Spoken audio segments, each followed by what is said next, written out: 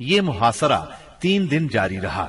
تیسرے دن رسول اللہ صلی اللہ علیہ وسلم نے فتح اور غنیمت کی دعا فرمائی، پھر مسلمانوں کو حملے کی دعوت دی۔ مسلمانوں نے شدت کا حملہ کیا۔ پہلے مقابلے کے لیے للکارا گیا، پھر گھمسان کی لڑائی شروع ہوئی۔ یہ لڑائی یہود کی شکست پر ختم ہوئی اور مسلمانوں نے سورج ڈوبنے سے پہلے قلعہ فتح کر لیا۔ غنیمت میں بہت سا غلہ ہاتھ آیا۔ اس قلعے میں سب سے زیادہ خوراک اور چربی تھی۔ اس طرح یہ مسلمانوں کے لیے سب سے کارآمد قلعہ ثابت ہوا۔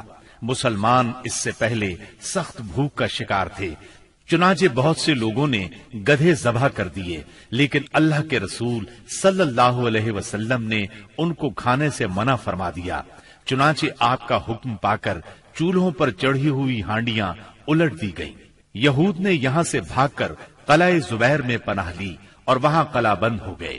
یہ نطاط کا تیسرا اور آخری قلعہ تھا۔ مسلمانوں نے آگے بڑھ کر اس کا بھی محاصرہ کر لیا۔ چوتھے دن ایک یہودی نے آ کر پانی کی بعض نالیوں کی نشاندہی کر دی۔ ان سے یہود پانی پیا کرتے تھے، چنانچہ مسلمانوں نے یہ نالیاں کاٹ دی۔ اس پر یہود نے باہر نکل کر سخت لڑائی کی، لیکن شکست کھا کر شک کی طرف پسپا ہو گئے اور حصن ابی میں قلعہ بند ہو گئے۔ مسلمانوں نے ان کا تعاقب کیا اور وہاں بھی ان کا محاصرہ کر لیا، چنانچہ وہ نہایت سخت لڑائی کے لیے تیار ہو کر نکلے۔ ان کے ایک بہادر نے نکل کر مقابلے کی دعوت دی اور مارا گیا، پھر دوسرا نکلا اور وہ بھی مارا گیا۔ اسے سیدنا ابو دجانہ سماک بن خراشہ انصاری رضی اللہ عنہ نے قتل کیا، اور اسے قتل کرتے ہی وہ تیزی سے قلعے میں جا گھسے۔ ان کے ساتھ ہی اور مسلمان بھی داخل ہو گئے۔ کچھ دیر تک قلعے کے اندر لڑائی جاری رہی، پھر یہود نے راہ فرار اختیار کی اور اس علاقے کے سب سے آخری قلعے حصن نزار میں قلعہ بند ہو گئے۔ مسلمانوں کو حصن ابی سے بہت سا مال غنیمت ہاتھ آیا۔ مسلمان اب حصن نزار کی طرف بڑھے اور اس کا محاصرہ کر لیا۔ یہ قلعہ پہاڑ کی چوٹی پر تھا اور وہاں پہنچنے کی کوئی صورت نہیں تھی۔ یہودیوں نے یہاں اپنی حفاظت کا زبردست انتظام کر رکھا تھا۔ انہیں یقین تھا کہ اس قلعے میں مسلمان داخل نہیں ہو سکیں گے، اس لیے انہوں نے اس قلعے میں عورتوں اور بچوں سمیت قیام کیا۔ تیر اور پتھر برسا کر سخت جوابی کارروائی کی۔ جواب میں مسلمانوں نے بھی منجنیق نصب کر کے اس قلعے پر پتھروں کی بارش شروع کر دی۔ اس سے ان کے دلوں پر رعب چھا گیا اور وہ کوئی قابل ذکر سختی برداشت کیے بغیر قتیبہ کے علاقے کی طرف بھاگ نکلے۔ مسلمانوں کو اس قلعے سے تانبے اور مٹی کے برتن ملے۔ ان کے بارے میں رسول اللہ صلی اللہ علیہ وسلم نے فرمایا، ان کو دھو لو اور ان میں کھانا پکاؤ۔ اس کے بعد مسلمان قلعہ قموس کی طرف بڑھے۔ یہ قتیبہ کا پہلا قلعہ تھا۔ 14 یا 20 دن تک اس کا محاصرہ جاری رہا۔ اس کے بعد یہود نے پناہ طلب کر لی۔ یہ بھی کہا جاتا ہے کہ انہوں نے پناہ طلب نہیں کی تھی، مسلمانوں نے لڑ کر فتح کیا اور یہود باقی 2 قلعوں وطیح اور سلالم کی طرف بھاگے۔ لیکن جب مسلمانوں نے ان کے محاصرے کے لیے پیش قدمی کی تو یہود نے اس شرط پر امان طلب کر لی کہ وہ عورتوں اور بچوں سمیت خیبر کی سرزمین سے جلا وطن ہو جائیں گے۔ رسول اللہ صلی اللہ علیہ وسلم نے یہ شرط مان لی اور آپ نے یہ بھی اجازت دی کہ سونے، چاندی، گھوڑے اور ہتھیاروں کے علاوہ وہ اپنی سواریوں پر جو کچھ اور جتنا کچھ لاد سکتے ہیں لے جائیں، اور اگر کچھ چھپایا تو ذمہ ختم سمجھا جائے گا۔ اس کے بعد انہوں نے باقی 3 قلعے مسلمانوں کے حوالے کر دیے۔ مسلمانوں کو 100 زرہیں، 400 تلواریں، 1000 نیزے اور 500 عربی کمانیں ہاتھ آئیں۔ ان چیزوں کے علاوہ تورات کے کچھ صحیفے بھی ملے، لیکن یہ مانگنے والوں کو واپس دے دیے گئے۔ کنانہ ابن ابی الحقیق اور اس کے بھائی نے بدعہدی کی اور بہت سا سونا چاندی اور جواہرات چھپا دیے، لہذا ان سے ذمہ ختم ہو گیا اور بدعہدی کی سزا میں ان دونوں کو قتل کر دیا گیا۔ حیی بن اخطب کی صاحبزادی سیدہ صفیہ کنانہ کے نکاح میں تھیں، انہیں قیدیوں میں داخل کر لیا گیا۔ اس غزوے میں کل 93 یہودی مارے گئے، جبکہ مسلمان 15 کے قریب شہید ہوئے۔ سیدنا عمرو بن امیہ زمری رسول اللہ صلی اللہ علیہ وسلم کا خط لے کر نجاشی کے پاس گئے تھے۔ جب وہ حبشہ کے مہاجرین کو ساتھ لے کر واپس ہوئے تو ان میں سے ایک جماعت نے خیبر کا رخ کیا، جس میں سیدنا ابو موسیٰ اشعری اور جعفر بن ابی طالب رضی اللہ عنہما بھی تھے۔ یہ لوگ رسول اللہ صلی اللہ علیہ وسلم کے پاس پہنچے تو خیبر فتح ہو چکا تھا، لیکن ابھی مال غنیمت تقسیم نہیں ہوا تھا۔ نبی کریم صلی اللہ علیہ وسلم نے سیدنا جعفر رضی اللہ عنہ کو بوسہ دیا اور فرمایا، اللہ کی قسم میں نہیں جانتا کہ مجھے کس بات کی زیادہ خوشی ہے، خیبر کی فتح کی یا جعفر کی آمد کی۔ پھر جب مال تقسیم فرمایا تو انہیں بھی مال غنیمت میں سے حصہ دیا۔ سیدہ صفیہ بنت حیی بن اخطب کو جب قیدیوں میں شامل کیا گیا تو انہیں رسول اللہ صلی اللہ علیہ وسلم کی اجازت سے دحیہ بن خلیفہ کلبی رضی اللہ عنہ نے لے لیا، لیکن صحابہ کرام نے آ کر عرض کیا، اے اللہ کے رسول صلی اللہ علیہ وسلم، صفیہ صرف آپ کے شایان شان ہیں، وہ بنو قریظہ اور بنو نذیر کی سردار ہیں۔ اس پر رسول اللہ صلی اللہ علیہ وسلم نے انہیں بلایا اور اسلام کی دعوت دی۔ انہوں نے اسلام قبول کیا، اس پر آپ نے انہیں آزاد کر دیا، انہیں نکاح کی پیشکش کی، ان کے منظور کرنے پر آپ نے ان سے شادی کر لی اور ان کی آزادی ہی کو ان کا مہر قرار دیا اور انہیں عورتوں کے حوالے کر دیا۔ جب خیبر اور وادی القرا فتح ہو گئے، فدق اور تیما کے باشندوں نے اطاعت قبول کر لی تو آپ نے مدینہ واپسی کی راہ اختیار فرمائی۔ راستے میں سیدہ صفیہ رضی اللہ عنہا کی رخصتی عمل میں آئی۔ دوسری صبح آپ نے کھجور، گھی اور پنیر کا ولیمہ کھلایا اور 3 روز شب عروسی کے طور پر ان کے ساتھ قیام فرمایا، پھر روانہ ہوئے۔ سفر 7 ہجری کے آخر یا ربیع الاول 7 ہجری کے اوائل میں مدینہ منورہ تشریف لائے۔ خیبر سے مدینہ آ کر رسول اللہ صلی اللہ علیہ وسلم مطمئن ہو گئے تھے کہ اطلاع ملی بنو انمار، ثعلبہ اور محارب کے بدو جمع ہو رہے ہیں۔ آپ نے مدینہ منورہ کا انتظام سیدنا عثمان بن عفان رضی اللہ عنہ کو سونپا، 700 صحابہ کو ساتھ لیا اور 2 دن کے فاصلے پر واقع مقام نخل کا رخ کیا۔ وہاں بنو غطفان کی ایک جمعیت سے آمنا سامنا ہوا، دونوں فریق ایک دوسرے کے سامنے آئے لیکن جنگ نہ ہوئی۔ نماز کی اقامت ہوئی تو نبی صلی اللہ علیہ وسلم نے مسلمانوں کو صلاۃ خوف پڑھائی، یعنی پہلے ایک گروہ کو 2 رکعت نماز پڑھائی، پھر وہ لوگ پیچھے چلے گئے تو دوسرے گروہ کو 2 رکعت نماز پڑھائی۔ اس طرح آپ کی 4 رکعت نماز ہوئی اور لشکر کی 2 رکعت۔ یہی صلاۃ خوف ہے۔ اس کی اور بھی کئی صورتیں ہیں، احادیث میں وضاحت موجود ہے۔ پھر اللہ نے دشمن کے دل میں مسلمانوں کا رعب بٹھا دیا، وہ منتشر ہو گئے اور رسول اللہ صلی اللہ علیہ وسلم مدینہ منورہ لوٹ آئے۔ اس غزوے کا نام اس لیے ذات الرقاع پڑا کہ اس سفر میں پیدل چلنے کی وجہ سے مسلمانوں کے پاؤں زخمی ہو گئے تھے۔ انہوں نے زخمی پیروں پر چیتھڑے لپیٹ لیے تھے۔ چیتھڑوں کو عربی میں رقاع کہتے ہیں۔ یہ بھی کہا جاتا ہے کہ اس کی زمین اور پہاڑ مختلف رنگ کے تھے، گویا کہ وہ رقاع یعنی پیون تھے، اور کہا جاتا ہے کہ غزوے کی جگہ کا نام ہی یہی ہے۔ اس غزوے میں سب سے دلچسپ بات یہ پیش آئی کہ ایک دن نبی صلی اللہ علیہ وسلم نے ایک سایہ دار درخت کے نیچے پڑاؤ ڈالا اور اپنی تلوار اسی درخت سے لٹکا کر سو گئے، جبکہ باقی لوگ مختلف درختوں کے نیچے سو گئے۔ ایسے میں ایک مشرک اس طرف آ نکلا، اس نے رسول اللہ صلی اللہ علیہ وسلم پر تلوار سونت لی۔ آپ کی آنکھ کھل گئی تو اس نے کہا، آپ مجھ سے ڈرتے ہیں؟ جواب میں آپ نے فرمایا، نہیں۔ اس نے کہا، اب آپ کو مجھ سے کون بچائے گا؟ آپ نے فرمایا، اللہ۔ یہ سن کر اس کے ہاتھ سے تلوار گر گئی۔ آپ نے وہ تلوار اٹھا لی اور فرمایا، اب تمہیں مجھ سے کون بچائے گا؟ اس نے کہا، آپ مجھ پر احسان کیجئے۔ آپ نے اسے اسلام کی دعوت دی۔ وہ مسلمان تو نہ ہوا، لیکن اس نے یہ عہد کیا کہ وہ آپ سے لڑائی کرے گا، نہ لڑنے والوں کے ساتھ ہوگا۔ آپ نے اسے چھوڑ دیا۔ اس نے اپنی قوم میں واپس جا کر کہا، میں تمہارے پاس سب سے اچھے انسان کے پاس سے آ رہا ہوں۔ صلح حدیبیہ کے بعد کفار مکہ سے اور فتح خیبر کے بعد یہود کی طرف سے اطمینان ہوا تو نبی کریم صلی اللہ علیہ وسلم نے ہمسایہ ملکوں کے بادشاہوں اور سلاطین کے نام خطوط لکھ کر اسلام کی دعوت دی۔ آپ نے روم کے بادشاہ قیصر، مصر کے شاہ مقوقس، شام کے غسانی بادشاہ حارث بن ابی شمر، یمامہ کے حاکم حوزہ اور عمان کے حاکم کے پاس اپنے سفیروں کے ذریعے سے دعوتی خطوط ارسال فرمائے۔ ان خطوط کی عبارت نہایت مختصر اور سادہ ہوتی تھی، مثلا بسم اللہ الرحمن الرحیم، یہ خط محمد بن عبداللہ کی طرف سے ہے جو اللہ کا بندہ اور رسول ہے، تمہیں دین اسلام کی طرف دعوت دیتا ہے۔ اگر تم نے انکار کیا تو تمہاری قوم بھی ہدایت سے محروم رہے گی، اس لیے قوم کی گمراہی کی ذمہ داری بھی تم پر ہوگی۔ نجاشی کا نام اسہمہ بن ابجر تھا۔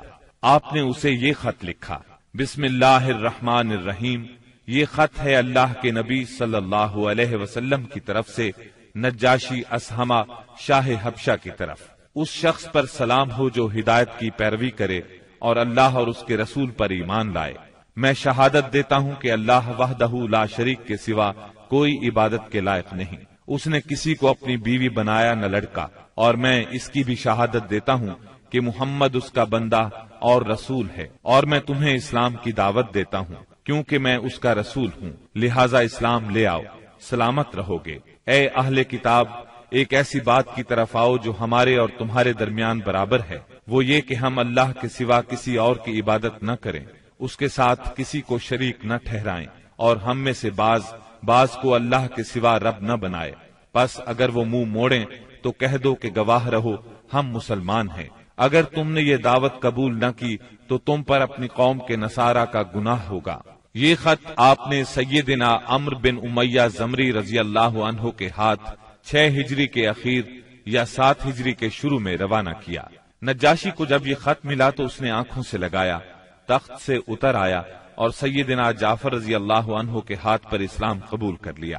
نبی صلی اللہ علیہ وسلم کو اپنی بیعت کے متعلق خط لکھا اور ام المؤمنین ام حبیبہ بنت ابی سفیان رضی اللہ عنہا کی شادی نبی صلی اللہ علیہ وسلم سے کر دی اور انہیں اپنی طرف سے 400 دینار مہر دیا۔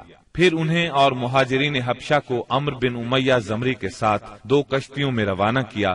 وہ انہیں لے کر اس وقت پہنچے جب خیبر فتح ہو چکا تھا اور آپ ابھی وہیں تھے۔ اس نجاشی نے رجب 9 ہجری میں وفات پائی۔ نبی صلی اللہ علیہ وسلم نے اسی روز ان کی وفات کی اطلاع صحابہ کرام رضی اللہ عنہم کو دی اور ان کی غائبانہ نماز جنازہ پڑھی۔ مقوقس شاہ اسکندریہ اور مصر کے نام آپ نے جو خط لکھا اس کے الفاظ یہ ہیں، بسم اللہ الرحمن الرحیم، اللہ کے بندے اور اس کے رسول محمد صلی اللہ علیہ وسلم کی طرف سے مقوقس سربراہ قبط کی جانب، اس پر سلام جو ہدایت کی پیروی کرے۔ اما بعد، میں تمہیں اسلام کی دعوت دیتا ہوں، اسلام لے آؤ، سلامت رہو گے۔ اسلام لے آؤ، اللہ تمہیں دوہرا اجر دے گا، لیکن اگر تم نے منہ موڑا تو تم پر اہل قبط کا بھی گناہ ہوگا۔ اور اے اہل کتاب، ایسی بات کی طرف آؤ جو ہمارے اور تمہارے درمیان برابر ہے، وہ یہ کہ ہم اللہ کے سوا کسی کی عبادت نہ کریں اور اس کے ساتھ کسی کو شریک نہ ٹھہرائیں، اور ہم میں سے بعض کو اللہ کے سوا رب نہ بنائے۔ پس اگر وہ منہ موڑیں تو کہہ دو تم گواہ رہو کہ ہم مسلمان ہیں۔ یہ خط آپ نے حاتب بن ابی بلتع رضی اللہ عنہ کے ہاتھ بھیجا۔ انہوں نے مقوقس سے گفتگو کی، اسے خط دیا۔ مقوقس نے ان کی عزت افزائی کی اور خط کو ہاتھی دانت کے ڈبے میں رکھ کر اس پر مہر لگائی اور اسے محفوظ کر لیا، اور نبی صلی اللہ علیہ وسلم کو جواب لکھا اور اس میں اقرار کیا کہ ایک نبی باقی رہ گئے ہیں اور میں سمجھتا تھا وہ ملک شام سے نکلیں گے۔ بس اس نے یہ جواب دیا، مسلمان نہیں ہوا۔ تحفے میں سیدہ ماریہ اور سیدہ سیرین رضی اللہ عنہما 2 لونڈیاں بھیجی۔ ان دونوں کا قبط میں بہت مقام تھا۔ کچھ کپڑے اور ایک خچر بھی ہدیے کے طور پر بھیجے۔ اس خچر کا نام دلدل تھا۔ نبی صلی اللہ علیہ وسلم نے ماریہ کو اپنے لیے منتخب فرمایا اور سیرین کو سیدنا حسان بن ثابت رضی اللہ عنہ کے لیے ہبہ کر دیا۔ خچر کو بھی آپ نے اپنی سواری کے لیے پسند فرمایا۔ آپ نے ایک خط شاہ فارس خسرو پرویز کے نام لکھا۔ آپ نے اسے لکھا، بسم اللہ الرحمن الرحیم، محمد رسول اللہ صلی اللہ علیہ وسلم کی طرف سے کسرا والی فارس کی جانب، اس شخص پر سلام جو ہدایت کی پیروی کرے اور اللہ اور اس کے رسول پر ایمان لائے اور گواہی دے کہ اللہ کے سوا کوئی عبادت کے لائق نہیں، وہ تنہا ہے، اس کا کوئی شریک نہیں، اور محمد صلی اللہ علیہ وسلم اس کے بندے اور رسول ہیں۔ میں تمہیں اللہ کی طرف بلاتا ہوں کیونکہ میں تمام انسانوں کی جانب اللہ کا بھیجا ہوا ہوں۔ تاکہ جو شخص زندہ ہے اسے انجام بد سے ڈرایا جائے اور کافروں پر حق بات ثابت ہو جائے، یعنی حجت تمام ہو جائے۔ پس تم اسلام لے آؤ، سالم رہو گے، اگر اس سے انکار کرو گے تو تم پر مجوس کا گناہ بھی ہوگا۔ یہ خط آپ نے سیدنا عبداللہ بن حذافہ سہمی رضی اللہ عنہ کے ذریعے بھیجا اور انہیں حکم دیا کہ اس کو عظیم بحرین کے حوالے کر دیں اور سربراہ بحرین اسے کسرا کے حوالے کرے گا۔ جب یہ خط کسرا کے سامنے پڑھا گیا تو اس نے خط کو پھاڑ ڈالا اور کہا، میری رعایا میں سے ایک حقیر غلام اپنا نام مجھ سے پہلے لکھتا ہے۔ رسول اللہ صلی اللہ علیہ وسلم کو اس کی خبر ہوئی تو آپ نے فرمایا، اس نے میرے خط کو پھاڑا، اللہ اس کی بادشاہت کو پارا پارا کرے۔ اور پھر وہی ہوا جو آپ نے فرمایا تھا، چنانچہ اس کے لشکر نے رومیوں کے مقابلے میں بدترین شکست کھائی۔ پھر خسرو کے بیٹے شیرویہ نے اس کے خلاف بغاوت کی، اسے قتل کر دیا اور خود بادشاہ بن بیٹھا۔ اس کے بعد وہاں ٹوٹ پھوٹ کا ایک سلسلہ چل نکلا، یہاں تک کہ سیدنا عمر فاروق رضی اللہ عنہ کے دور میں اسلامی لشکر نے اس ملک کو فتح کیا اور یہ بادشاہت ہمیشہ کے لیے ختم ہو گئی۔ آپ نے ایک خط حارث بن ابی شمر غسانی کے نام لکھا، یہ قیصر کی طرف سے دمشق کا امیر تھا۔ اس کے نام آپ نے جو خط لکھا وہ یہ تھا، بسم اللہ الرحمن الرحیم، محمد رسول اللہ صلی اللہ علیہ وسلم کی طرف سے حارث بن ابی شمر کی طرف، اس پر سلام جو ہدایت کی پیروی کرے اور اللہ پر ایمان لائے اور تصدیق کرے۔ میں تجھے دعوت دیتا ہوں کہ اللہ وحدہ لا شریک پر ایمان لیا، تیرے لیے تیرا ملک باقی رہے گا۔ آپ نے یہ خط قبیلہ اسد بن خزیمہ سے تعلق رکھنے والے ایک صحابی شجاع بن وہب اسدی رضی اللہ عنہ کے ہاتھ بھیجا۔ حارث کو خط ملا، پڑھ کر بولا، کون ہے جو مجھ سے میرا ملک چھینے گا؟ اس کے بعد اس نے مسلمانوں سے جنگ کی تیاری شروع کر دی اور شجاع بن وہب اسدی رضی اللہ عنہ سے کہا، جو کچھ دیکھ رہے ہو اپنے صاحب کو اس کی خبر کر دینا۔ پھر اس نے قیصر سے جنگ کی اجازت چاہی، مگر قیصر نے اسے اس ارادے سے باز رکھا۔ تب اس نے شجاع بن وہب کو تحائف دے کر رخصت کیا اور رخصت کرتے وقت اچھا سلوک کیا۔ آپ نے ایک خط بصرہ کے امیر کے نام لکھا، اسے اسلام کی دعوت دی اور سیدنا حارث بن عمیر ازدی رضی اللہ عنہ کے ہاتھ روانہ فرمایا۔ سیدنا حارث جنوبی اردن کے علاقے بلقا کے ایک مقام موتا میں پہنچے تو شرابیل بن عمر غسانی نے ان کا سامنا کیا اور انہیں شہید کر دیا۔ قاصدوں کے سلسلے میں یہ سب سے سخت ظالمانہ قدم تھا، ان کے سوا نبی صلی اللہ علیہ وسلم کا کوئی قاصد قتل نہیں کیا گیا۔ آپ نے اس پر سخت غم و غصے کا اظہار فرمایا اور یہی واقعہ بعد میں غزوہ موتا کا سبب بنا، اس کا ذکر آگے آئے گا۔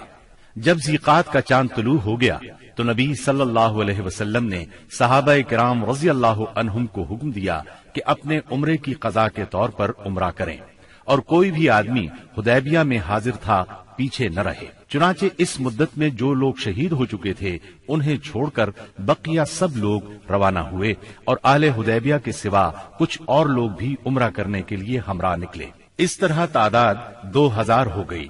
رسول اللہ صلی اللہ علیہ وسلم نے اس موقع پر ابو رحم غفاری رضی اللہ عنہ کو مدینے میں اپنا جانشین مقرر کیا، 60 اونٹ ساتھ لیے اور ناجیہ بن جندب اسلمی کو ان کی دیکھ بھال کا کام سونپا۔ رسول اللہ صلی اللہ علیہ وسلم مکے میں داخلے کے وقت اپنی قصواء نامی اونٹنی پر سوار تھے۔ مسلمانوں نے تلواریں حمائل کر رکھی تھی اور رسول اللہ صلی اللہ علیہ وسلم کو گھیرے میں لیے ہوئے لبیک پکار رہے تھے۔ مشرکین جبکہ مسلمانوں کا تماشا دیکھنے کے لیے گھروں سے نکل کر کعبے کے شمال میں واقع قیقیان پہاڑ پر جا بیٹھے تھے، انہوں نے آپس میں باتیں کرتے ہوئے کہا تھا کہ تمہارے پاس ایک ایسی جماعت آ رہی ہے جسے یثرب کے بخار میں توڑ ڈالا ہے، اس لیے نبی صلی اللہ علیہ وسلم نے حکم دیا کہ وہ پہلے 3 پھیروں میں کندھوں کو ہلاتے ہوئے دوڑ کر چلیں تاکہ کفار کو معلوم ہو جائے مسلمان کمزور نہیں ہوئے۔ اس طرح چلنے کو رمل کہتے ہیں۔ یہ سنت آج تک قائم ہے اور قیامت تک قائم رہے گی۔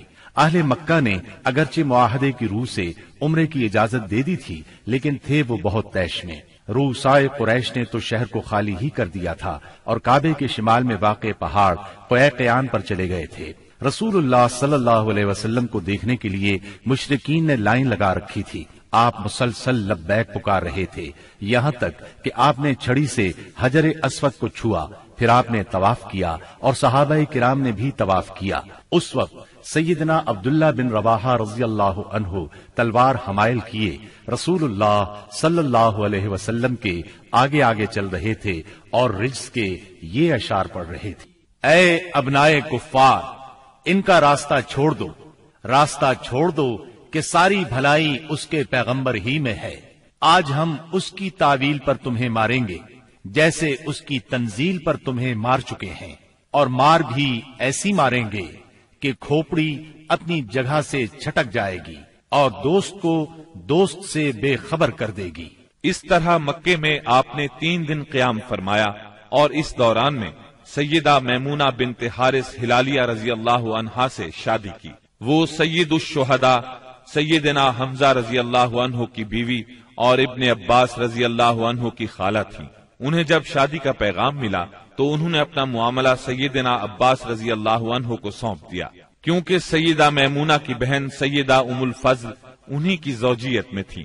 سیدنا عباس نے نبی صلی اللہ علیہ وسلم سے ان کی شادی کر دی۔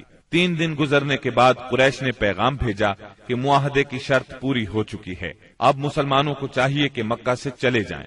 آپ نے یہ پیغام ملتے ہی روانگی کا حکم صادر فرما دیا اور وعدے کے مطابق شہر خالی کر دیا۔ موتا اردن میں بلقاء کے قریب ایک آبادی کا نام ہے، جہاں سے بیت المقدس 2 دن کی مسافت پر واقع ہے۔ یہاں کے سردار شرحبیل بن عمرو غسانی نے نبی کریم صلی اللہ علیہ وسلم کے سفیر حارث بن عمیر ازدی کو شہید کر دیا تھا۔ وہ نبی صلی اللہ علیہ وسلم کا خط لے کر اس کے پاس گئے تھے۔ اس طرح مظلوم حارث کے قتل سے سفیروں کی جانیں خطرے میں پڑ گئی تھیں، اس لیے نبی کریم صلی اللہ علیہ وسلم نے قریباً 3000 کی فوج زید بن حارثہ رضی اللہ عنہ کے ہمراہ روانہ کی اور فرمایا، اگر زید شہید ہو جائیں تو جعفر امیر ہوں، اور جعفر شہید ہو جائیں تو عبداللہ بن رواحہ امیر ہوں گے۔ اسلامی لشکر شمال کی طرف بڑھتا ہوا معان پہنچا اور یہیں لشکر نے پڑاؤ ڈالا، اور جاسوسوں نے اطلاع پہنچائی کہ ہرقل قیصر روم بلقاء کے علاقے میں مآب کے مقام پر 1,00,000 رومیوں کا لشکر لے کر خیمہ زن ہے، اور اس کے جھنڈے تلے عرب کے صحرا نشین عیسائی قبائل لخم، جزام، بلقین، بہرا اور بلیجی وغیرہ کے بھی قریباً 1,00,000 آدمی شہنشاہ ہرقل کی آمد پر وہاں جمع تھے۔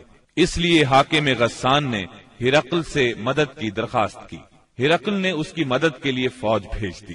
اس طرح مسلمانوں کے مقابلے میں اتنی بڑی فوج آ گئی۔ مسلمان صرف 3000 تھے اور دشمن 1,00,000 سے زیادہ۔ مورخین نے ان کی تعداد 1,50,000 تک لکھی ہے۔ اتنی بڑی تعداد دیکھ کر مسلمان سوچ میں پڑ گئے۔ اس کے بارے میں انہوں نے آپس میں مشورہ کیا تو کچھ لوگوں کا خیال تھا کہ ہم رسول اللہ صلی اللہ علیہ وسلم کو تحریری طور پر دشمن کی تعداد کی اطلاع دیں۔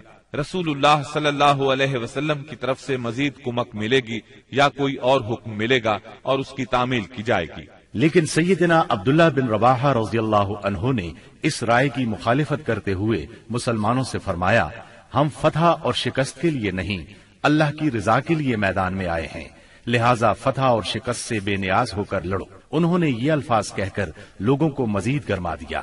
لوگو، اللہ کی قسم، جس چیز سے آپ کترا رہے ہیں یہ تو وہی شہادت ہے جس کی طلب میں آپ لوگ نکلے ہیں۔ ہم تو محض اس دین کے بل پر لڑتے ہیں جس سے اللہ نے ہمیں مشرف کیا ہے، اس لیے آگے بڑھو، ہمیں 2 بھلائیوں میں سے ایک بھلائی ضرور حاصل ہوگی، ہم غالب آئیں گے یا شہادت سے سرفراز ہوں گے۔ آخر کار سیدنا عبداللہ بن رواحہ رضی اللہ عنہ کی پیش کی ہوئی بات پر عمل کیا گیا اور اس طرح جنگ شروع ہو گئی۔ رسول اللہ صلی اللہ علیہ وسلم کے پروردہ سیدنا زید بن حارثہ رضی اللہ عنہ فوج کے سپاہ سالار تھے۔ سیدنا زید بن حارثہ نہایت جواں مردی سے لڑتے اور دشمنوں کو مارتے کاٹتے آخر شہید ہو گئے۔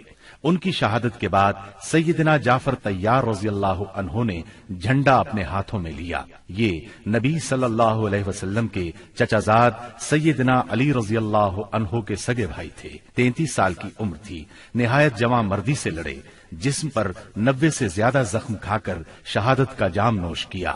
ان کے بعد سیدنا عبداللہ بن رواحہ رضی اللہ عنہ نے علم ہاتھ میں لیا اور جنگ شروع کی۔ आखिर शहीद हो गए।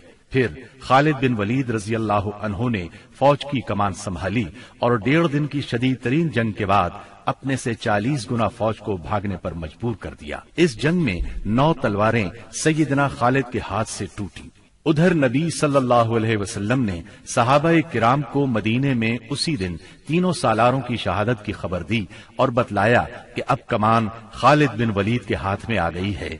और इसी जंग के बाद सैयदना खालिद बिन वलीद को सैफुल्लाह का खिताब अता हुआ। सुलह हुदैबिया को मुनाकिद हुए 2.25 साल गुजर चुके थे और हिजरत का 8वां साल खत्म होने को था कि कुफ्फार मक्का ने अहद शिकनी की।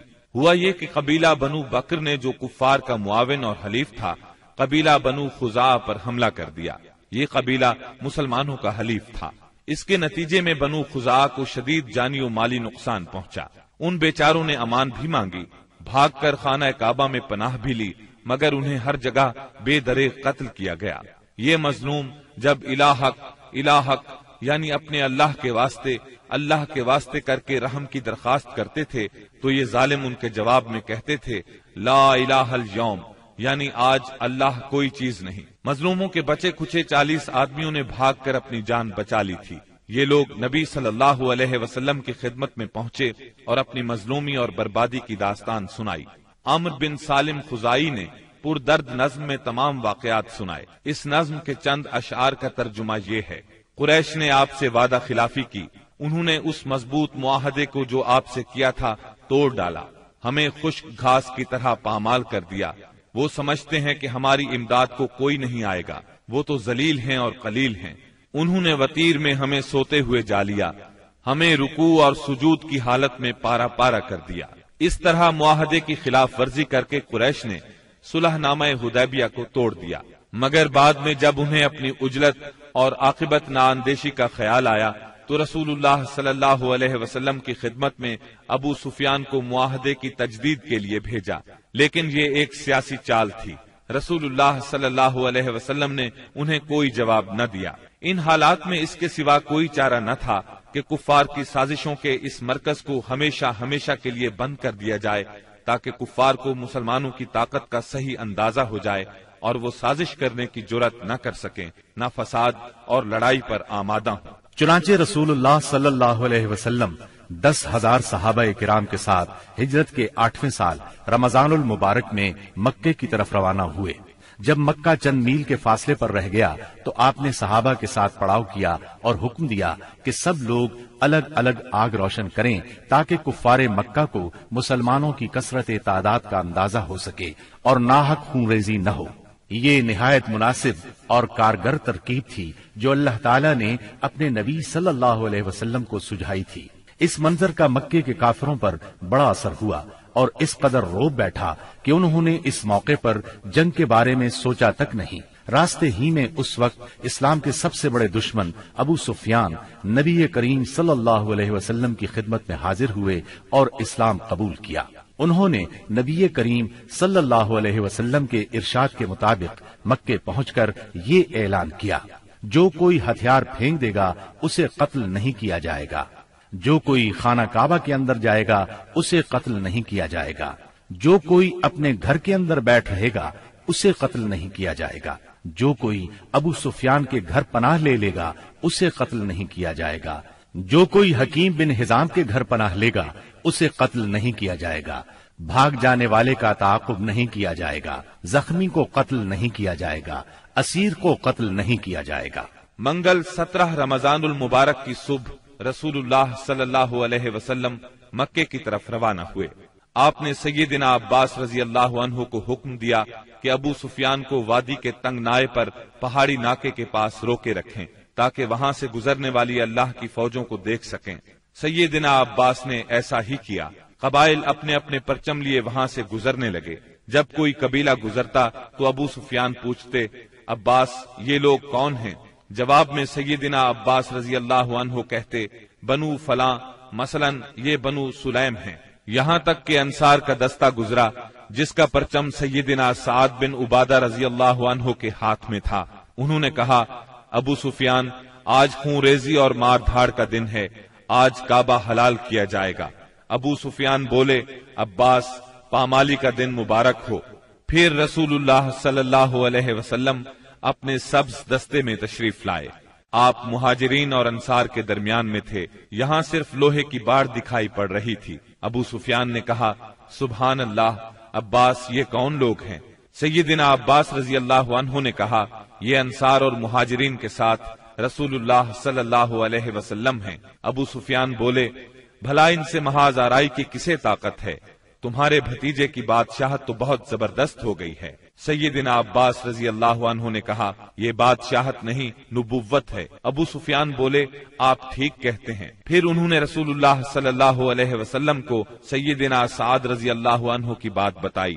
आपने फरमाया, साद ने गलत कहा, आज काबे की ताजीम का दिन है, आज काबे को गिलाफ पहनाया जाएगा। फिर आपने परचम सैयदना साद रजी अल्लाह अन्हु के हाथ से लेकर उनके साहिबजादे कैस के हवाले कर दिया। जब रसूलुल्लाह सल्लल्लाहु अलैहि वसल्लम जी तुवा पहुंचे तो मैसरा के सालार सैयदना खालिद बिन वलीद रजी अल्लाह अन्हु को हुक्म दिया कि वो कुदा के रास्ते मक्का में ज़ेरी हिस्से से दाखिल हों और कोई आड़े आए तो उसे काट कर रख दें, यहाँ तक कि सफा पर आपसे आ मिलें। नबी सल्लल्लाहु अलैहि वसल्लम ने मैमना के कायद और अलमबरदार सैयदना जुबैर को हुक्म दिया कि वो कुदा के रास्ते बालाई हिस्से में दाखिल हों और हजून में आपका परचम गाड़ दें। नीज रसूलुल्लाह सल्लल्लाहु अलैहि वसल्लम की आमद तक वहीं ठहरे रहें, जबकि प्यादा और बेहथियार लोगों के कायद सैयदना अबू उबैदा रज़ी अल्लाह अन्हु को हुक्म दिया कि वो बतने वादी का रास्ता पकड़ें और मक्के में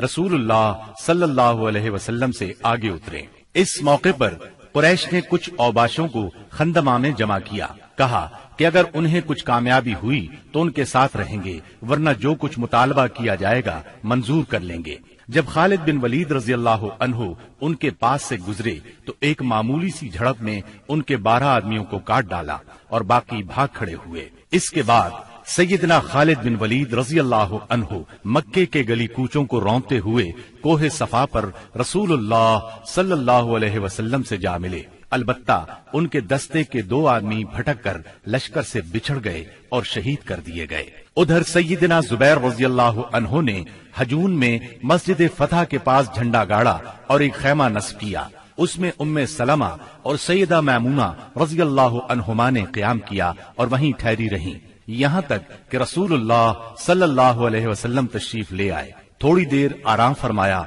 फिर आगे बढ़े। उस वक्त अबू बकर सिद्दीक रज़ी अल्लाह अन्हु आपके साथ थे और बातें कर रहे थे। फिर आप सूरह फतह की तिलावत करते हुए मुहाजिरीन और अंसार के जिलों में मस्जिद हराम के अंदर दाखिल हुए। हजर अस्वद को चूमा, बैतुल्लाह का तवाफ किया। आप हालत इहराम में नहीं थे। उस वक्त बैतुल्लाह के गिर्द 360 बुत थे।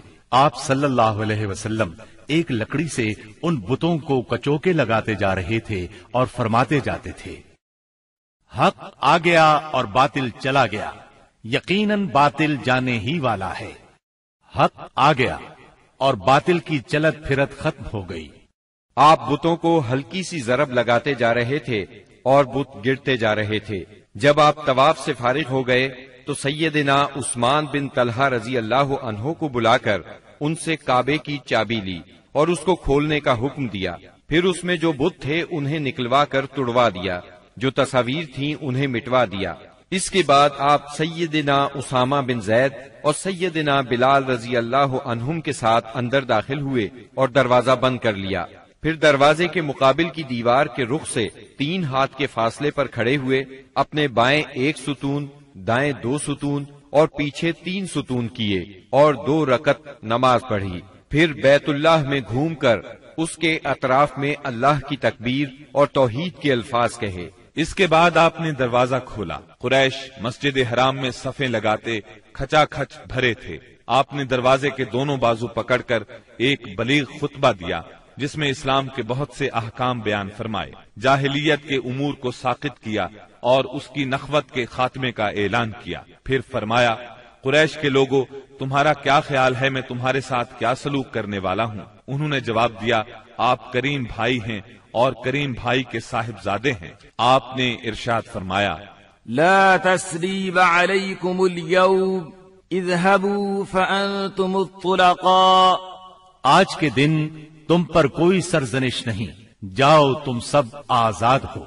फिर नीचे तशरीफ लाए और मस्जिद हराम में तशरीफ फरमा हुए। चाबी सैयदना उस्मान बिन तलहा रजी अल्लाह अन्हु को वापस की और फरमाया, इसको हमेशा हमेशा के लिए ले लो, तुम लोगों से इसे वही छीनेगा जो जालिम होगा। नुबुव्वत के इब्तिदाई दिनों में एक मर्तबा नबी अकरम सल्लल्लाहु अलैहि वसल्लम ने इन्हीं उस्मान से फरमाया था कि बैतुल्लाह का दरवाजा खोल दो। उन्होंने इनकार किया था। तब नबी करीम सल्लल्लाहु अलैहि वसल्लम ने फरमाया था, अच्छा तुम देख लेना कि एक दिन ये चाबी मेरे हाथ में होगी और मैं जिसे चाहूंगा उसे अता करूंगा। ये सुनकर उस्मान बिन तलहा रजी अल्लाह अन्हु ने जवाब दिया था, क्या उस रोज कुरैश के सभी मर्द जलील और तबाह हो जाएंगे?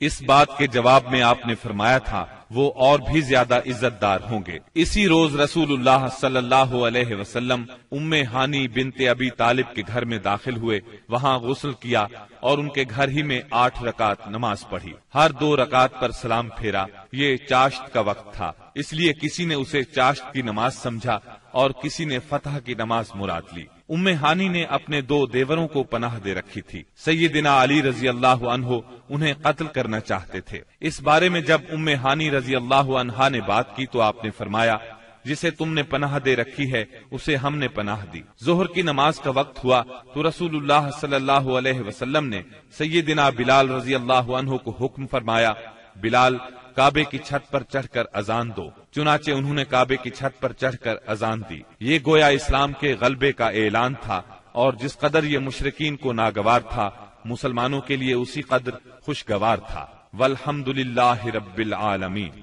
जब मक्के की फतह मुकम्मल हो चुकी तो अंसार को फिक्र लाहिक हुई कि कहीं रसूलुल्लाह सल्लल्लाहु अलैहि वसल्लम यहीं न ठहर जाए, क्योंकि बहरहाल ये आपके खानदान और आपके कबीले का शहर था। उस वक्त रसूलुल्लाह सल्लल्लाहु अलैहि वसल्लम सफा पर हाथ उठाए दुआ फरमा रहे थे। दुआ से फारिग हुए तो फरमाया, अल्लाह की पनाह, अब जिंदगी और मौत तुम्हारे साथ है। इससे अंसार मुतमईन हो गए, उनका खौफ जाता रहा और वो खुश हो गए।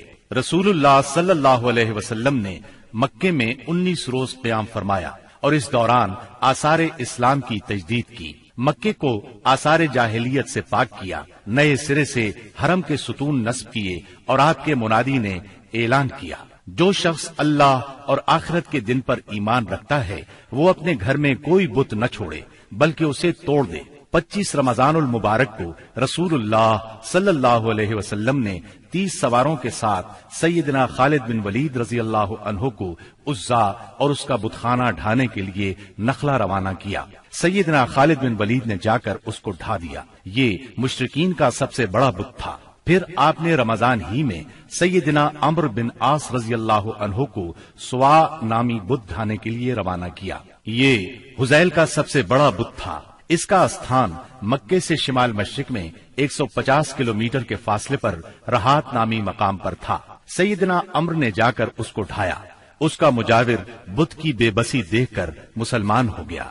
फिर आप सल्लल्लाहु अलैहि वसल्लम ने साद बिन जैद अशहली को इसी माह रमजान में 20 सवार देकर मनात की तरफ रवाना फरमाया। ये कुदैत के पास मुशल्लल में था। ये कल्ब, खुजा, गस्सान और औसो खजरज का बुत था। सैयदना साद ने जाकर उसे तोड़ दिया और बुतखाना ढा दिया। फतेह मक्का के बाद बहुत से कबाइल ने इस्लाम कबूल कर लिया, लेकिन हवाजिन और बनु सकीफ के कबीलों ने चंद और कबाइल को अपने साथ मिलाकर 4000 का लश्कर तैयार किया और मुसलमानों से जोर आजमाई का फैसला किया।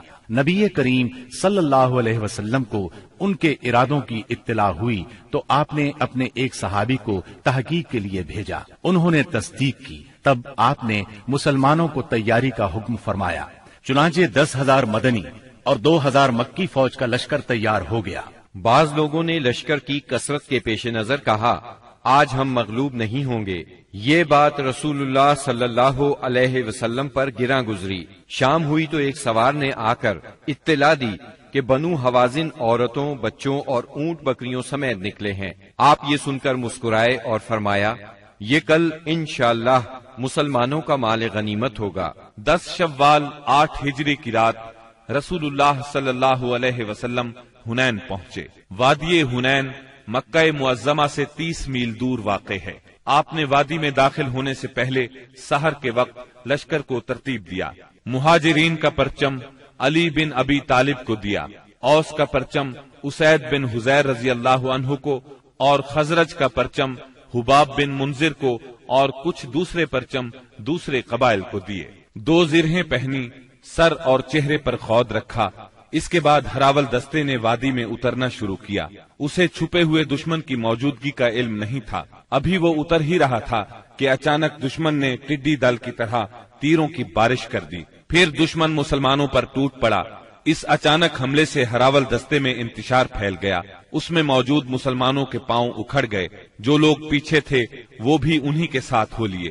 جہاں تک رسول اللہ صلی اللہ علیہ وسلم کا تعلق ہے تو نہ صرف یہ کہ آپ چند انصار اور مہاجرین کے ساتھ اپنی جگہ پر ثابت قدم رہے، بلکہ آپ دشمن کی طرف بڑھنے کے لیے اپنے خچر کو ایڑ لگاتے اور فرماتے جا رہے تھے، انا النبی لا کذب انا ابن عبد المطلب، میں نبی ہوں، جھوٹا نہیں، میں عبد المطلب کا فرزند ہوں۔ سیدنا عباس رضی اللہ عنہ نے آپ کے حکم پر مہاجرین اور انصار کو آواز دی۔ یہ آواز سنتے ہی ہر طرف سے مسلمان رسول اللہ صلی اللہ علیہ وسلم کے گرد جمع ہونے لگے، اور اللہ نے اپنے رسول اور مسلمانوں پر سکینت طاری کر دی اور ان دیکھا لشکر اتارا۔ چنانچہ مسلمانوں نے پلٹ کر حملہ کر دیا اور دھواں دار جنگ شروع ہو گئی۔ ایسے میں اللہ کے رسول صلی اللہ علیہ وسلم نے فرمایا، اب چولہا گرم ہو گیا ہے۔ پھر آپ نے ایک مٹھی میں مٹی لے کر ان کے چہروں پر ماری اور فرمایا، شاہت الوجوہ، چہرے بگڑ جائیں۔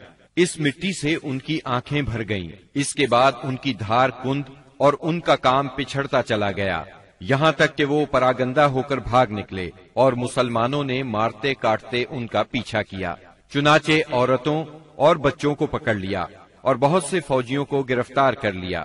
اس دن سیدنا خالد بن ولید رضی اللہ عنہ کو بھی بہت زخم آئے۔ ادھر رسول اللہ صلی اللہ علیہ وسلم کے ساتھ اللہ کی عنایت دیکھ کر بہت سے مشرکین مسلمان ہو گئے۔ مشرکین بھاگے تو 3 گروہوں میں تقسیم ہو گئے۔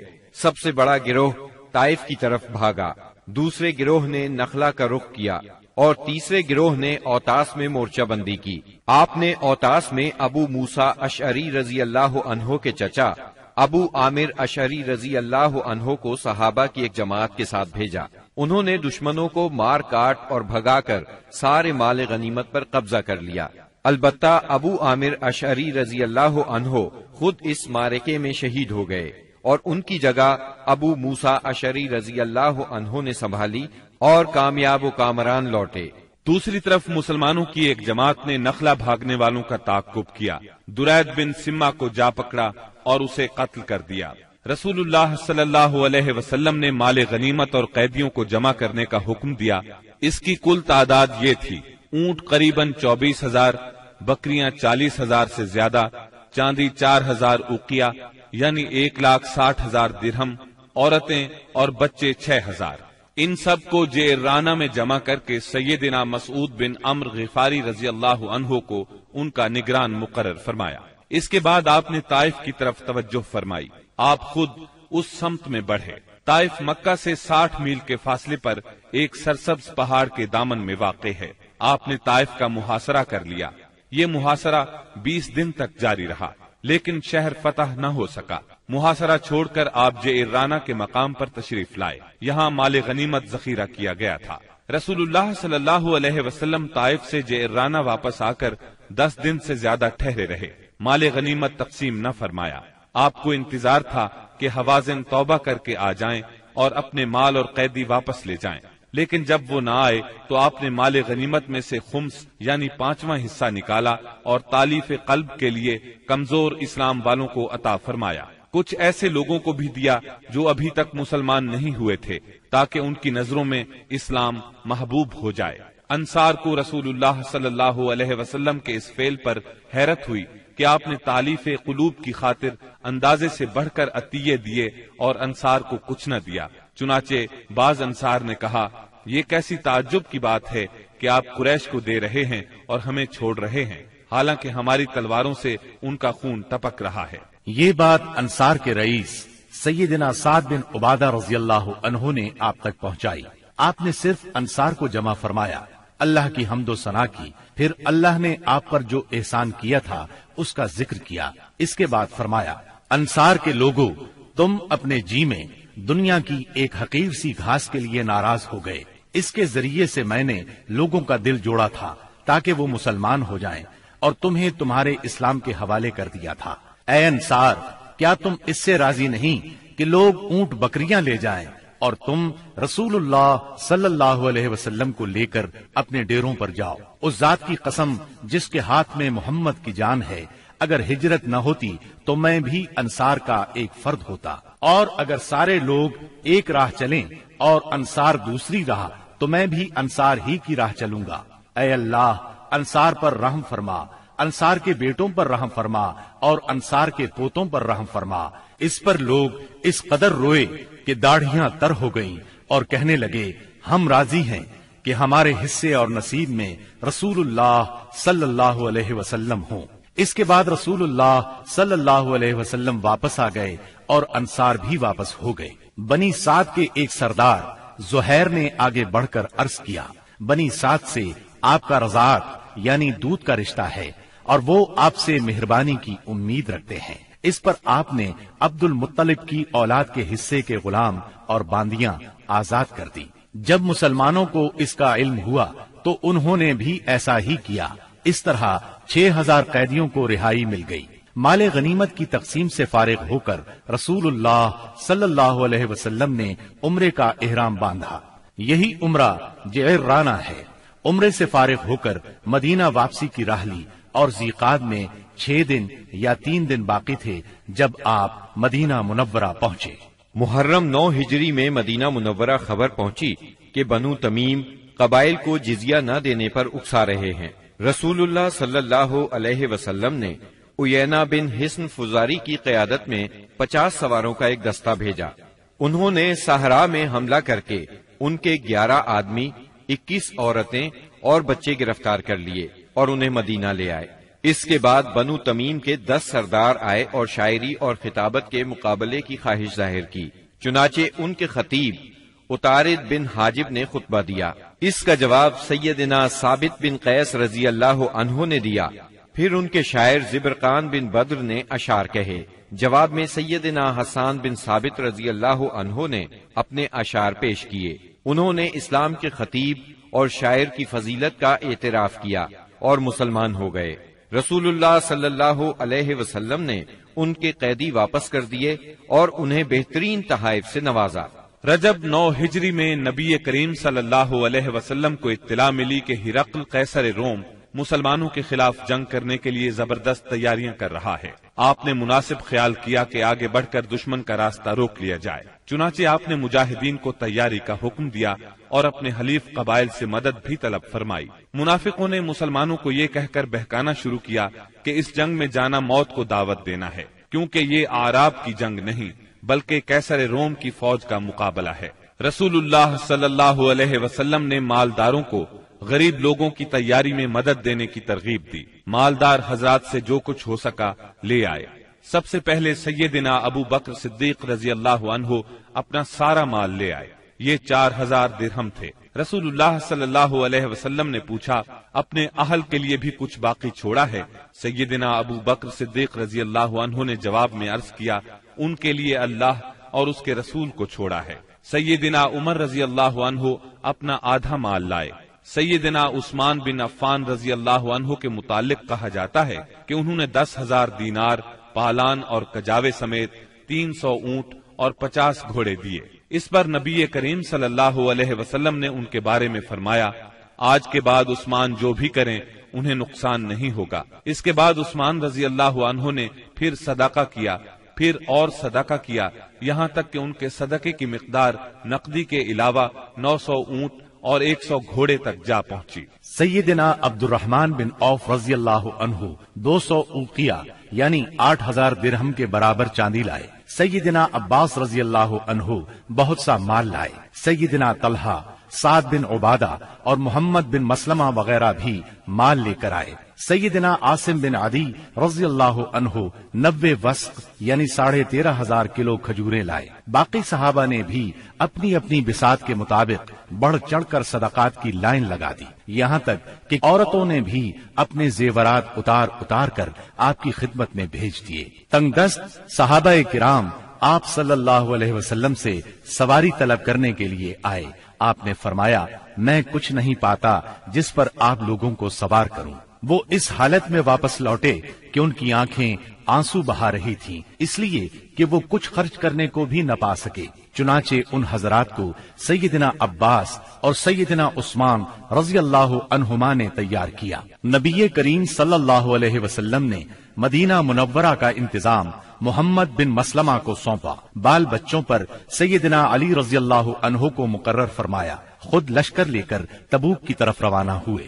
تبوک شام کی سرحد پر واقع ہے۔ نبی کریم صلی اللہ علیہ وسلم نے سب سے بڑا علم سیدنا ابو بکر صدیق رضی اللہ عنہ کے سپرد کیا اور پھر ہر قبیلے کا جھنڈا اس کے سردار کے حوالے کیا۔ غرض اسلام کا یہ لشکر 14 دن میں تبوک پہنچ گیا۔ جب قیصر روم ہرقل کو مسلمانوں کے جوش، جذبے اور تیاری کی اطلاع ملی تو اس نے جنگ کا ارادہ ترک کر دیا۔ آپ نے 20 روز وہاں قیام فرمایا۔ اسی مقام پر قیصر روم کے ماتحت حکام نے آپ سے امان طلب کر کے جزیہ دینا قبول کیا۔ اس کے بعد لشکر اسلام جنگ کے بغیر اپنا مقصد حاصل کر کے واپس لوٹ آیا۔ منافقین نے مسلمانوں میں پھوٹ ڈالنے کے لیے مسجد قباء کے مقابلے میں مسجد زرار تعمیر کی تھی۔ جب نبی صلی اللہ علیہ وسلم غزوہ تبوک کے لیے جانے لگے تو منافقین نے اس مسجد میں نماز پڑھنے کی خواہش کی۔ آپ نے انہیں جواب دیا کہ واپسی پر پڑھاؤں گا۔ واپسی کی خبر پا کر یہ لوگ آگے بڑھے تاکہ رسول اللہ صلی اللہ علیہ وسلم مسجد زرار میں نماز ادا فرمائیں۔ اس وقت اللہ تعالیٰ نے وحی نازل فرمائی اور اپنے رسول کو مسجد زرار کی حقیقت سے آگاہ فرمایا۔ یہ ذکر سورہ توبہ کی آیات 107 اور 108 میں آیا ہے۔ وحی آنے پر رسول اللہ صلی اللہ علیہ وسلم نے منافقین کی تعمیر کردہ مسجد کو گروا دیا، اس کا تمام سامان جلوا دیا۔ 9 ہجری میں چند واقعات تاریخی نوعیت کے پیش آئے۔ تبوک سے واپسی کے بعد اویمر اجلانی اور ان کی بیوی کے درمیان لعان ہوا۔ غامدیہ نامی ایک عورت آپ کی خدمت میں حاضر ہوئی، اس نے بدکاری کا اقرار کیا۔ آپ نے اسے رجم کرنے کا حکم فرمایا، لیکن وہ بچے کی ماں بننے والی تھی، لہٰذا بچے کی پیدائش کے بعد رجم کیا گیا۔ اسحمہ نجاشی شاہ حبشہ نے وفات پائی اور رسول اللہ صلی اللہ علیہ وسلم نے ان کی غائبانہ نماز جنازہ ادا فرمائی۔ نبی صلی اللہ علیہ وسلم کی صاحبزادی ام کلثوم رضی اللہ عنہا کی وفات ہوئی۔ ان کی وفات پر آپ کو سخت غم ہوا اور آپ نے سیدنا عثمان رضی اللہ عنہ سے فرمایا، اگر میرے ہاں تیسری بیٹی ہوتی تو اس کی شادی بھی میں تم سے کر دیتا۔ تبوک سے رسول اللہ صلی اللہ علیہ وسلم کی واپسی کے بعد منافقین کے سردار عبداللہ بن ابی نے وفات پائی۔ رسول اللہ صلی اللہ علیہ وسلم نے اس کے لیے دعائے مغفرت کی۔ سیدنا عمر رضی اللہ عنہ نے آپ سے عرض کیا، آپ اس کی نماز جنازہ نہ پڑھیں، لیکن آپ نے نماز پڑھی۔ بعد میں وحی نازل ہوئی، اس میں سیدنا عمر رضی اللہ عنہ کی رائے کی تائید نازل ہوئی۔ رسول اللہ صلی اللہ علیہ وسلم اور مسلمانوں کو منافقین کی نماز جنازہ پڑھنے سے روک دیا گیا۔ اس سال کے دوران میں حج فرض ہوا۔ رسول اللہ صلی اللہ علیہ وسلم نے 300 صحابہ کرام کا ایک قافلہ حج کے لیے روانہ فرمایا۔ سیدنا ابو بکر صدیق رضی اللہ عنہ کو امیر حج مقرر کیا اور انہیں ہدایت کر دی کہ سب کو حج کا اسلامی طریقہ بتائیں۔ سیدنا ابو بکر صدیق رضی اللہ عنہ کی روانگی کے بعد سورہ برات یعنی سورہ توبہ کی ابتدائی آیات نازل ہوئیں، جس میں ان تمام مشرکین سے عہد توڑنے کا حکم تھا جنہوں نے اپنے عہد کی پاسداری نہیں کی تھی، اور ان کو اور ان لوگوں کو جن کا سرے سے کوئی عہد ہی نہیں تھا 4 مہینے کی مہلت دی گئی تھی کہ اس دوران میں جس طرح چاہیں زمین میں گھوم پھر لیں، تاکہ انہیں معلوم ہو جائے کہ وہ اللہ کو بے بس نہیں کر سکتے، اور یہ کہ اللہ کافروں کو رسوا کر کے رہے گا۔ البتہ جو مشرکین اپنے عہد پر قائم تھے اسے توڑا نہیں تھا اور مسلمانوں کے خلاف کسی کی مدد نہیں کی تھی، ان کا عہد پورا کرنے کا حکم دیا گیا۔ آپ نے سیدنا علی رضی اللہ عنہ کو یہ آیات دے کر ناقہ پر سوار کیا اور روانہ فرمایا۔ انہوں نے حجاج کے قافلے کو راستے ہی میں جا لیا۔ سیدنا ابو بکر صدیق رضی اللہ عنہ نے امیر حج ہونے کی حیثیت سے ارکان حج ادا کیے، اور اس کے بعد سیدنا علی رضی اللہ عنہ نے سورہ برات کی ابتدائی آیات سنائیں۔ اس کے بعد سیدنا ابو بکر صدیق رضی اللہ عنہ نے صحابہ کرام کی ایک جماعت بھیج کر یہ اعلان کر دیا کہ اس سال کے بعد کوئی مشرک حج نہیں کر سکتا اور نہ کوئی ننگا آدمی بیت اللہ کا طواف کر سکتا ہے۔ یہ اعلان گویا جزیرت العرب سے بت پرستی کے خاتمے کا اعلان تھا، یعنی اس سال کے بعد بت پرستی کے لیے آمد و رفت کی کوئی گنجائش نہیں۔ غیر مسلم قوموں کے لیے جزیے کی ادائیگی کی فرضیت اور سود کی ممانعت کا حکم نازل ہوا۔ رسول اللہ صلی اللہ علیہ وسلم جو ہی تبوک سے مدینے واپس آئے، وفود کی آمد کا سلسلہ شروع ہو گیا۔ یہ سلسلہ اگلے برس 10 ہجری تک جاری رہا۔ عرب کے قبیلوں اور خاندانوں نے اپنے اپنے نمائندے بھیجے اور بعض رؤسا، غلام، یتیم، غربا اور خواتین بذات خود مدینہ منورہ آئے تاکہ اسلام اور پیغمبر اسلام کے بارے میں پتہ لگائیں اور خود اپنی آنکھوں سے سب کچھ دیکھ لیں۔ جب یہ لوگ مدینہ آ کر قیام کرتے اور آپ کو دیکھتے تو بعض لوگ تو دیکھتے ہی پکار اٹھتے، اللہ کی قسم یہ چہرہ کسی جھوٹے نبی کا نہیں ہو سکتا۔ اس کے بعد اسلام قبول کر لیتے۔ جب جزیرہ عرب میں دعوت و تبلیغ مکمل ہو گئی اور اللہ نے اہل ایمان کی ایک ایسی جماعت پیدا فرما دی جو دعوت کی حفاظت کی ضامن اور اسے زمین کے کونے کونے تک پہنچانے کی کفیل تھی، تو اللہ تعالی نے چاہا کہ رسول اللہ صلی اللہ علیہ وسلم کو انتقال سے قبل ان کی جہد پیہم کا ثمرہ بھی دکھلا دے۔ چنانچہ آپ کو ذی الحج 10 ہجری میں بیت اللہ کے حج سے مشرف فرمایا۔ آپ نے حج کا ارادہ فرمایا تو لوگوں میں اس کا اعلان کر دیا۔ آپ کا ارادہ حج سن کر تمام عرب ساتھ جانے کے لیے ٹوٹ پڑا۔ ہفتے کے دن 26 ذی-القعدہ کو آپ نے کوچ کی تیاری فرمائی، بالوں میں کنگھی کی، تیل لگایا، تہبند پہنا، چادر اوڑھی اور ظہر کی نماز کے بعد مدینے سے چل پڑے اور عصر سے پہلے ذوالحلیفہ پہنچ گئے۔ وہاں پہنچ کر 2 رکعت نماز عصر پڑھی اور رات بھر خیمہ زن رہے۔ صبح ہوئی تو صحابہ کرام سے فرمایا، رات میرے پروردگار کی طرف سے ایک آنے والا آیا، اس نے کہا اس مبارک وادی میں نماز پڑھو اور کہو حج میں عمرہ ہے۔ اس کے بعد آپ صلی اللہ علیہ وسلم نے اپنا سفر جاری رکھا۔ ہفتہ بھر بعد مکے کے قریب پہنچے تو ذی طوا میں رات گزاری اور وہیں نماز فجر پڑھ کر غسل فرمایا، پھر مسجد حرام میں داخل ہوئے۔ یہ اتوار 4 ذی الحج کی صبح تھی۔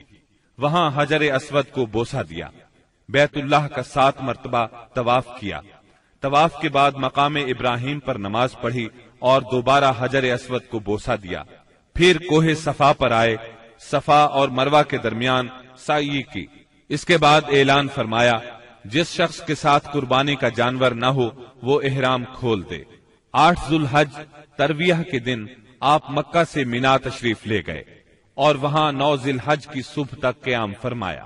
ظہر، عصر، مغرب، عشاء اور فجر کی نمازیں وہیں پڑھیں، پھر اتنی دیر ٹھہرے کہ سورج طلوع ہو گیا۔ اس کے بعد عرفہ کو چل پڑے۔ وہاں پہنچے تو وادی نمرہ میں قبہ تیار تھا، اسی میں اترے۔ جب سورج ڈھل گیا تو آپ کے حکم سے آپ کی اونٹنی قصواء پر کجاوا کسا گیا اور آپ بطن وادی میں تشریف لے گئے۔ اس وقت آپ کے گرد 1,24,000 یا 1,44,000 انسانوں کا سمندر ٹھاٹھیں مار رہا تھا۔ آپ نے ان کے درمیان ایک جامع خطبہ ارشاد فرمایا۔ جو لوگ خطبے کے جملوں کو سن رہے تھے وہ دوسروں تک پہنچا رہے تھے اور سنانے کے لیے بلند آواز سے دہرا رہے تھے۔ آپ صلی اللہ علیہ وسلم نے ارشاد فرمایا، جو لوگ یہاں موجود نہیں ہیں ان کو سننے والے یہ پیغام پہنچا دیں۔ نبی کریم صلی اللہ علیہ وسلم نے اپنے اس خطبے میں ارشاد فرمایا، لوگو میری باتوں کو غور سے سنو، کیونکہ میں نہیں جانتا، شاید اس سال کے بعد اس مقام پر میں تم سے کبھی نہ مل سکوں۔ لوگو جیسا کہ یہ دن، یہ مہینہ اور یہ شہر مکہ حرمت والا ہے، اسی طرح ایک دوسرے کے جان و مال تم پر حرام ہے۔ سن لو، جاہلیت کی ہر چیز میرے پاؤں تلے روند دی گئی، جاہلیت کے خون بھی ختم کر دیے گئے، اور ہمارے خون میں سے پہلا خون ربیہ بن حارث کے بیٹے کا خون ہے، میں اس کو ختم کر رہا ہوں۔ یہ بچہ بنو سعد میں دودھ پی رہا تھا کہ انہی ایام میں قبیلہ بنو حذیل نے اسے قتل کر دیا۔ اور جاہلیت کا سود ختم کر دیا گیا، اور ہمارے سود میں سے پہلا سود عباس بن عبد المطلب کا ہے، میں اس کو ختم کر رہا ہوں۔ اب یہ سارے کا سارا سود ختم ہے۔ اے لوگو، عورتوں کا تم پر حق ہے جیسا کہ تمہارا ان پر حق ہے۔ عورتوں کے ساتھ بھلائی کرو، تمہیں بہت جلد اللہ کے سامنے حاضر ہونا ہے، اور وہ تم سے تمہارے اعمال کے بارے میں سوال فرمائے گا۔ خبردار خبردار، میرے بعد گمراہ نہ ہو جانا۔ لوگو، نہ تو میرے بعد کوئی پیغمبر ہے، نہ کوئی اور امت ہی پیدا ہونے والی ہے۔ خوب سن لو، اپنے پروردگار کی عبادت کرنا، پنجگانہ نماز ادا کرنا، رمضان کے روزے رکھنا، اپنے مالوں کی زکوٰۃ دینا۔ تمام مسلمان محکوم ہوں یا آزاد، یکساں ذمہ داریاں اور حقوق رکھتے ہیں۔ اعمال دین کے سوا کسی کو کسی پر کوئی فضیلت نہیں۔ تم اپنے غلاموں کو وہ کھلاؤ جو تم خود کھاتے ہو، اور انہیں وہ لباس پہناؤ جو تم خود پہنتے ہو۔ ان پر نہ کوئی ظلم کرو اور نہ ان کا کوئی حق چھینو۔ امانتیں ان کے مالکوں کے سپرد کرنا چاہیے۔ دوسروں پر ظلم نہ کرو تاکہ تم پر بھی ظلم نہ کیا جائے۔